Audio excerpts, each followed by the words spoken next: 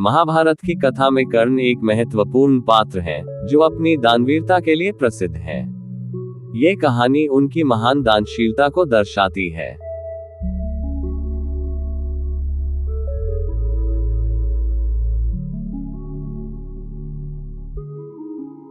कर्ण, जो कि महारथी योद्धा और सूर्य पुत्र थे, उनका जन्म कुंती के गर्भ से हुआ था।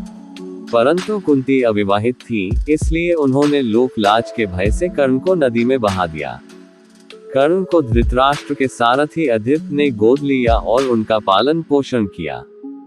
कर्ण को बचपन से ही अस्त्र शस्त्रों में रुचि थी, परंतु उनके सूत पुत्र होने के कारण उन्हें शिक्षा प्राप्त करने में कठिनाइयां हुई। अंततः उन्होंने महर्षि परशुराम से शिक्षा ली, लेकिन जब परशुराम को कर्ण की सच्चाई पता चली कि वह क्षत्रिय नहीं बल्कि सूत पुत्र है, तो उन्होंने कर्ण को श्राप दे दिया कि वह आवश्यकता पड़ने पर अपने शस्त्रों का ज्ञान भूल जाएगा। कर्ण को सूर्य देव से एक दिव्य कवच और कुंडल प्राप्त हुए थे, जो उनके जन्म के समय उनके शरीर से जुड़े हुए थे। इन कवच और कुंडलों के कारण कर्ण अमरता के समान शक्ति रखते थे, क्योंकि कोई भी अस्त्र उन्हें भेद नहीं सकता था।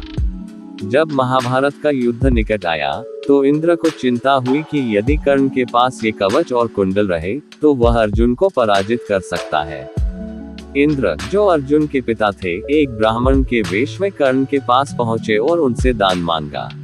कर्ण, जो कि दानवीर कहलाते थे, उन्होंने तुरंत ही अपनी कवच और कुंडल को अपने शरीर से निकालकर इंद्र को दे दिया। हालांकि उन्हें ये ज्ञात था कि यह उनके जीवन की सुरक्षा के लिए अत्यंत आवश्यक थे।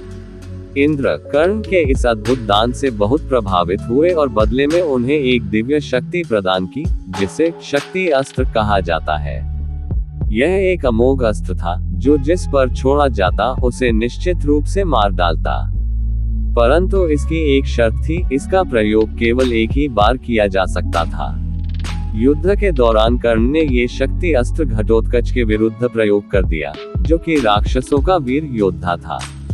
इस प्रकार जब अर्जुन के साथ अंतिम युद्ध हुआ, तब कर्ण के पास वह दिव्य अस्त्र नहीं था। साथ ही परशुराम के श्राप के कारण वह अपने रथ का पहिया फंस जाने पर अपने अस्त्रों का ज्ञान भूल गए और अंततः अर्जुन के हाथों मारे गए। ये कथा कर्ण की महानता और उनकी दानशीलता को प्रदर्शित करती है।